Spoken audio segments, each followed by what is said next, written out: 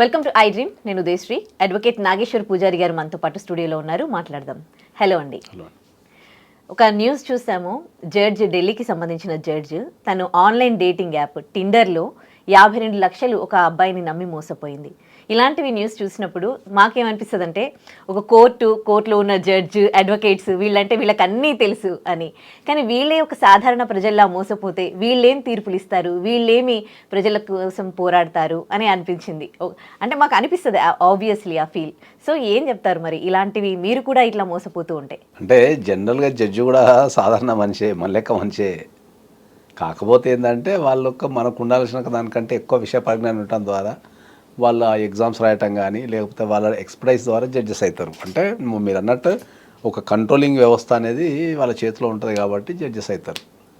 అయితే ఇప్పుడు నాకు తెలిసి ఆ కేసులో ఏంటంటే ఆమె ఒక సాధారణ మహిళే కాబట్టి పాపం మరి టిండర్ యాప్ ఎవరు చెప్పిందో తెలియదు. కానీ సైబర్ క్రైమ్స్ అనేది ఏ రేంజ్లో పెరుగుతున్నాయి అంటానికి అదొక కేసు ఉదాహరణ.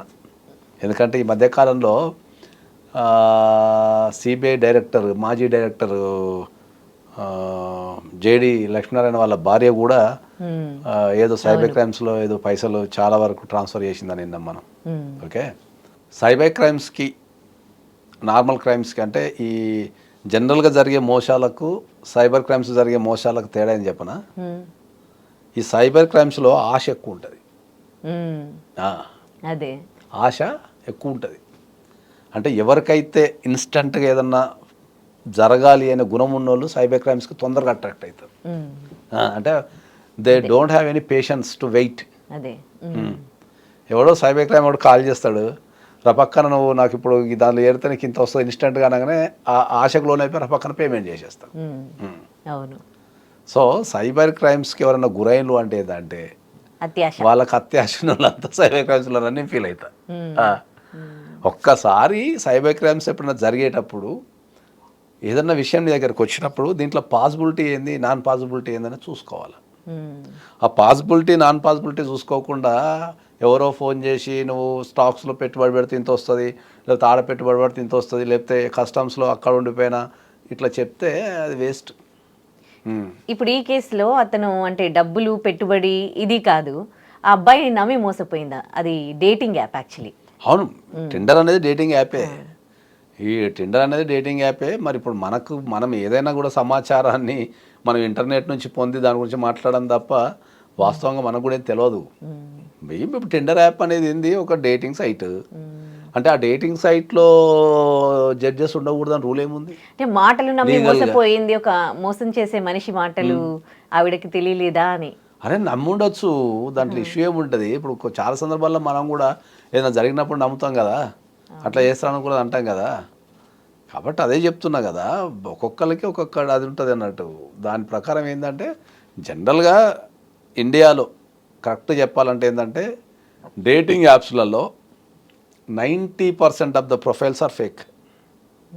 90% ఫేక్. డేటింగ్ యాప్ అనేదే అతి పెద్ద మోసం. జనరల్గా ఎంత పెద్ద మోసం అంటే ఏంటంటే కరెక్ట్ ఎవరన్నా తెలివిగల్లోళ్ళు కనుకుంటే, ఓకే, వాళ్ళ దగ్గర ఒక 20,000 30,000 కనుకుంటే, ఓకే, డేటింగ్ యాప్ సాఫ్ట్వేర్లు నీకు ఆన్లైన్లో దొరుకుతాయి. దగ్గర ఏంటంటే ఒక 20,000 30,000 పెడితే the entire dating app software ఇచ్చేస్తాడు. ఆ బిజినెస్ మనం కూడా పెట్టేసుకొని దాంట్లో ఒక 1000 ప్రొఫైల్ క్రియేట్ చేసి పెట్టేసుకొని 10 మందిని పెట్టి షాటింగ్ చేయించుకుంటే సరిపోతుంది. ఆ డేటింగ్ యాప్లలో ఏంటంటే సబ్స్క్రిప్షన్ కడతానికి పైసలు, మళ్ళీ ఎవరితో ఇప్పుడు దాంట్లో చేరాలంటే 1000-2000 ఉంటాయి. ఓకే, ఒకటి అర్థమవుతుందా? తర్వాత మళ్ళీ అందులో ఎవరైనా నచ్చిన అమ్మాయి ఫోటో నచ్చి లేకపోతే మాట్లాడాలంటే మళ్ళీ దానికి సపరేట్ పైసలు ఉంటాయి, మళ్ళీ 1000-2000 కట్టాలి.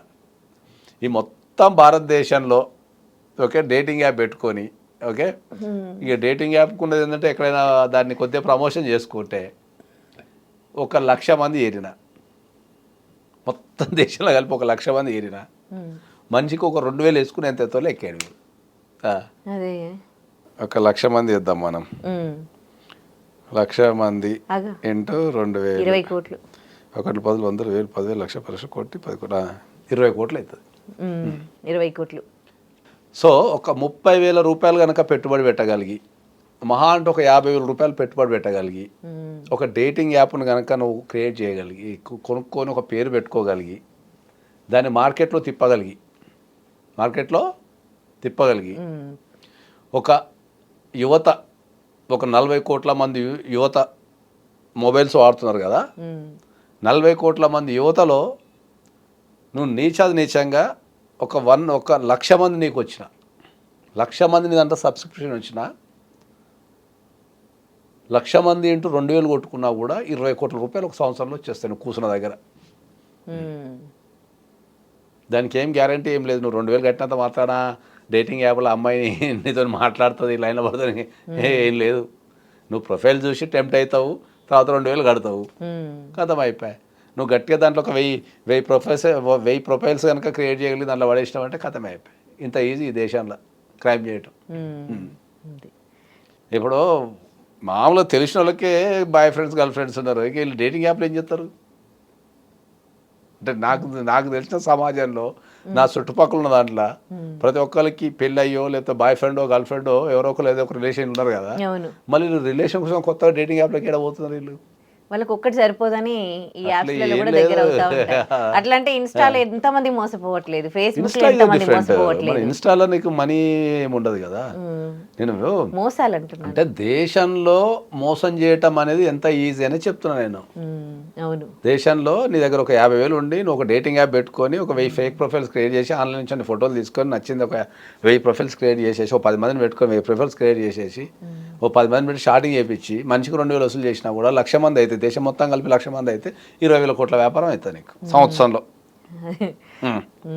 నీ ఖర్చులన్నీ నువ్వు నెలకు నువ్వు 10 లక్షల ఎక్స్పెన్సెస్ పెట్టినా ₹1,00,00,000 మించి కాదు నీకు ఖర్చులు. డేటింగ్ యాప్ బిజినెస్ ఎంత మంచిగా చూడు. అది కూడా స్టార్ట్ చేస్తారా ఏంది?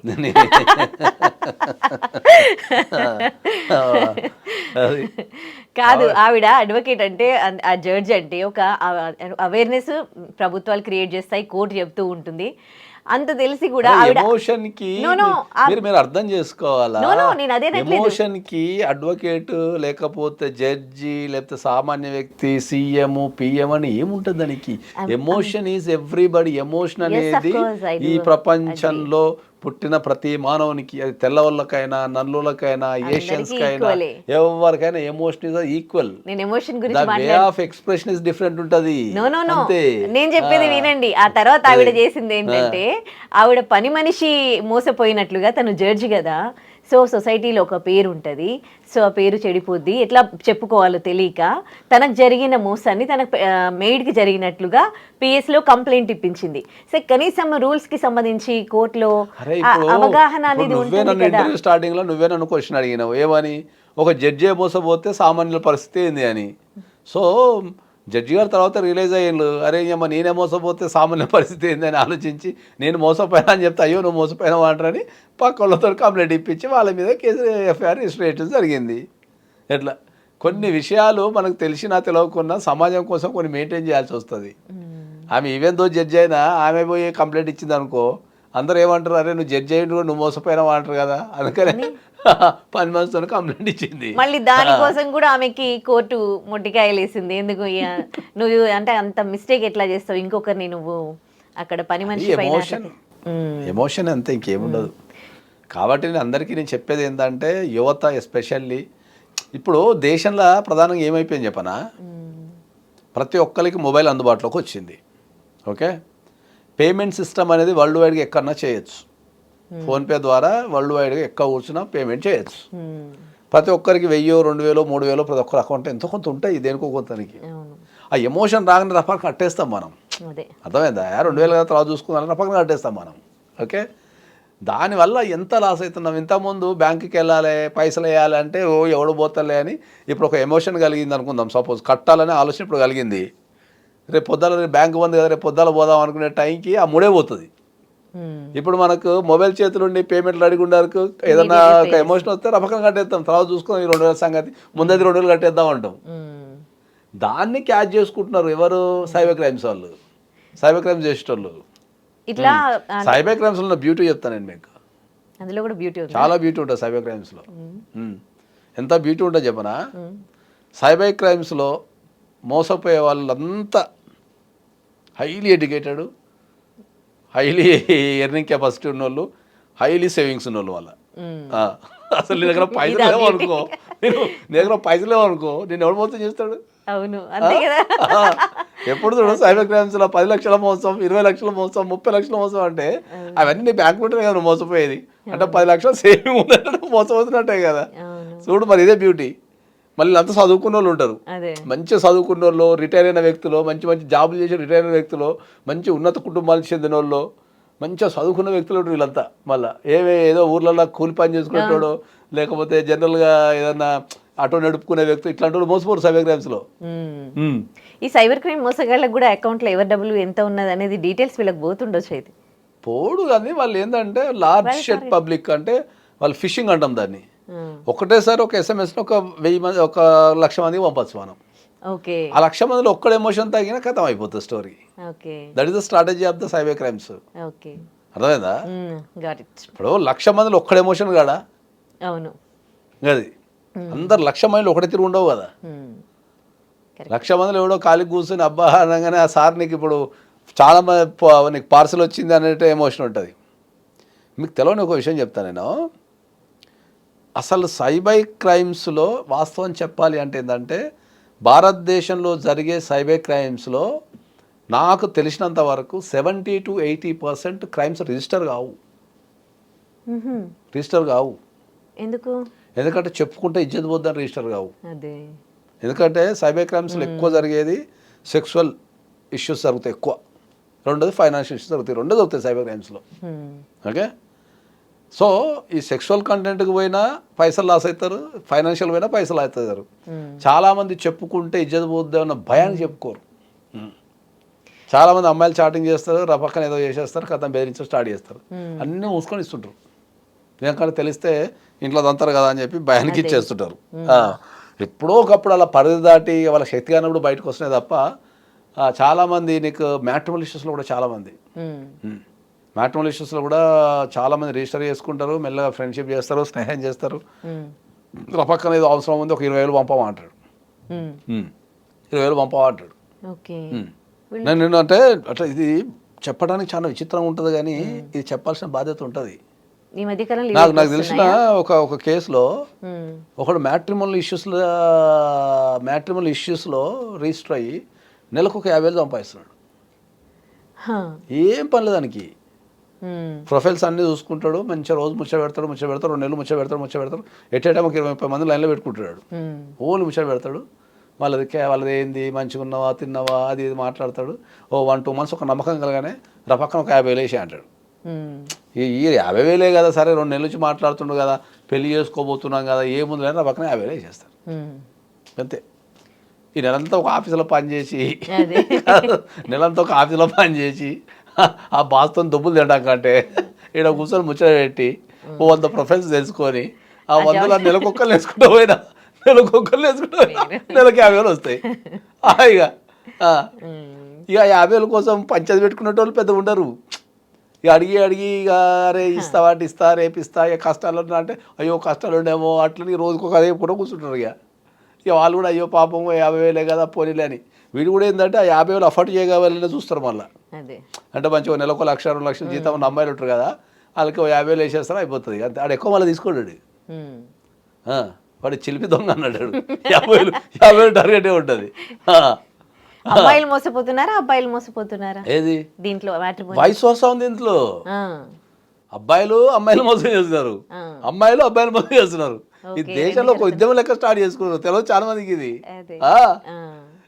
అబ్బాయిలేమో మంచిగా అమ్మాయిల్ని మంచిగా వాళ్ళేసి పెళ్లి కాని అమ్మాయిలు, సెకండ్ మ్యారేజ్ అమ్మాయిలు, ఈ ప్రొఫైల్స్ పెట్టుకొని పిల్లలు ఉన్న వాళ్ళు ఉంటారు కదా పాపం, వాళ్ళకి లైటింగ్ వేసి మెల్లగా 50,000 తీసుకుంటారు. అమ్మాయిలేమో మంచిగా ఎండ్ ప్రొఫైల్ ఉన్న వాళ్ళని చూసి వీళ్ళు లైటింగ్ వేసుకుంటారు. ఇది ఇంటర్నల్ జరుగుతున్న ఒక దేశంలో జరుగుతున్న ఒక యుద్ధంతో సమానం ఇది. ఎవరు చెప్పుకోవడం లేదు. పిఎస్ కంప్లైంట్స్ వరకు పోవా ఇవి చాలా? ఇప్పుడు ఈ ప్రాబ్లం ఏమైందంటే వీడు ఎక్కడో ఉంటాడు, ఆమె ఎక్కడో ఉంటుంది. ఇప్పుడు హైదరాబాద్లో ఒక అమ్మాయి, ఒక నెల్లూరులో ఒక అబ్బాయి, ఏం చేస్తారు? పిఎస్ కేసుకి 50,000 కోసం ఎవరు తిరుగుతారు? వీళ్ళకు బిజీ ఉండి చాలా బిజీ ఉండిపోయి వీకెండ్స్ అవి వాడేం మోసం చేసిన ఫీలింగ్ రప్పియాడు కదా. వాడు అట్లా మెయింటైన్ చేస్తాడు దాన్ని, మోసం చేసిన ఫీలింగ్ రప్పాడు. ఇవాళ వేస్తా రేపేస్తా కొద్దిగా పరిస్థితులు బాగాలేవు అట్లా ఇట్లా అని కాలే పని చేస్తుంటాడు. మీరే చెప్తూ ఉన్నారు కదా, చాలా ఈ సైబర్ మోసాలలో బాగా డబ్బున్న వాళ్ళు, పరపతి ఉన్న వాళ్ళు మోసపోతున్నారని. ఇప్పుడు ప్రతి ఒక్కరికి సంబంధించి మనకి కోర్టులో లాస్ ఉన్నాయి. మరి వీళ్ళు పాపము మోసపోయినప్పుడు బయటికి చెప్పుకోలేక పరువు పోతుందని అని ఇబ్బంది 70% ఆఫ్ ద అప్లికేషన్స్ అసలు పోలీస్ స్టేషన్కి రావు. మరి వీళ్ళకి మనకు ఏమైనా వచ్చేది లేదా? 30%. ఆహా. ఒకవేళ వచ్చినా కానీ వాళ్ళ పేర్లు పేపర్లలో రావడము, మీడియాలో రావడం జరుగుతుంది. ఇప్పుడు అలా వస్తూనే రాకుండా ఉన్నాయి కదా, ఇప్పుడు వస్తూనే ఉన్నాయి, రాకుండా ఎట్లుంటుంది? ఒకసారి ఎఫ్ఐఆర్ అయిన తర్వాత అది పబ్లిక్ డాక్యుమెంట్, దానిపైన ఎవరైనా మాట్లాడే అధికారం ఉంటుంది, దాన్ని ప్రెస్కి ఇవ్వచ్చు, ఏదైనా చేయొచ్చు. కాబట్టి అది పబ్లిక్ అవేర్నెస్ కూడా రావాలి కదా. కాబట్టి ఇట్లాంటిది ఒక క్రైమ్ జరుగుతున్నది, ఇట్లాంటి ఒక మోసం జరుగుతున్నదని పబ్లిక్ అవేర్నెస్ కూడా రావాలి. కాబట్టి దానికోసమే పేపర్లు ఇవ్వాల్సి వస్తుంది. ఓకే. ఇక పేపర్లు ఇచ్చినప్పుడు ఒకడు మంచిగా రాస్తాడు, ఒకడు ఉన్న విషయాలు రాస్తాడు, ఒకడు ఫలాని వ్యక్తి మోసపోయినా రాస్తాడు. అందరూ ఒకటైతే సీక్రసీ మెయింటైన్ చేయాలని రూల్ ఏం లేదు కదా. కొందరు న్యూస్ చదవాలంటే, అట్రాక్టివ్ చేయాలంటే వాళ్ళ పేర్లో వాళ్ళ ఉన్నత స్థాయిలో పదవిలో చెప్తా కూడా చేస్తారు. కాబట్టి సైబర్ క్రైమ్స్ అనేది చాలా డేంజర్. ఏదో టైంలో ఎమోషనల్ అవుతాం, ఆ ఎమోషనల్ అయిన టైంలో లాస్ అవుతాం. కాబట్టి ఫోన్లో చేసే ప్రతి ఫైనాన్షియల్ ట్రాన్సాక్షన్ సింపుల్ లాజిక్. ఫోన్లో ఏ ఫైనాన్షియల్ ట్రాన్సాక్షన్ అయినా ఇమ్మీడియట్లీ చేయొద్దు. ఒక ఫైనాన్షియల్ ట్రాన్సాక్షన్ చేయాల్సి వచ్చినప్పుడు దాన్ని అన్ని రకాలుగా వెరిఫికేషన్ చేసుకొని నీకు క్లారిటీ వచ్చిన తర్వాతనే, అది జెన్యునా కాదా తెలుసుకున్న తర్వాతనే నువ్వు చేయగలిగితే సైబర్ క్రైమ్స్ ఆపగలుగుతావు. వాడు అవతల నుంచి అబ్బా ఇప్పుడు ఆ ఎయిర్పోర్ట్లో కూర్చున్నాం, నీ బంగారం ఉంది కేజీ బంగారం, నువ్వు ఇప్పుడు అర్జెంటుగా 10,000 వేయకపోతే ఇది అటు పోతే ఇటు పోతే కమాన్ వెళ్ళు అంటాడు. అమ్మాయిలు అబ్బా అని రపకన వేస్తారు. ఆ పేమెంట్ చేసే మూడ్ని హోల్డ్ చేసి ఓకే ఒక హాఫ్ అన్ అవర్ ప్రశాంతంగా కూర్చొని అసలు వీడెవడు, నన్ను ఎందుకు పైసలు ఏమంటుండు, దీనివల్ల కలిగే లాభం ఏముంది, పోనీ ఢిల్లీ ఎయిర్పోర్ట్లో నేను పోయి తెచ్చుకుంటానా, ఈ కొన్ని ఒక 10 క్వశ్చన్లు వేసుకోగలిగితే పేమెంట్ చేయం. కాబట్టి సైబర్ క్రైమ్స్లో నీకు ఎవరైనా సరే పేమెంట్ ఏమన్నా లేకపోతే మీ దాంట్లో ఏమైనా కొత్త సాఫ్ట్వేర్లు వచ్చినా డౌన్లోడ్ చేసుకోకండి. Right, thank you. And for more videos, Please subscribe to iDream. Please subscribe to iDream. Please subscribe iDream. And please subscribe to iDream. For more videos, subscribe to iDream. please like, share and subscribe to the channel. Congratulations, iDream. Subscribe to iDream. Subscribe to iDream. So subscribe to iDream Media. iDream team అందరికి huge congratulations. Please subscribe iDream Media. Please subscribe to iDream. Subscribe iDream. Please subscribe to iDream. iDream అంటే నా కళల ఛానల్ను subscribe చేసుకున్న నోరు తిరుగుతలేదు, మీరైతే గంట గుర్తు కొట్టండి. For more such videos, please subscribe to iDream. Subscribe to iDream. Please subscribe to iDream. Please subscribe iDream Media. Please do subscribe to iDream. Please subscribe to iDream Media. For best entertainment and information, please subscribe iDream. And don't forget to subscribe to iDream.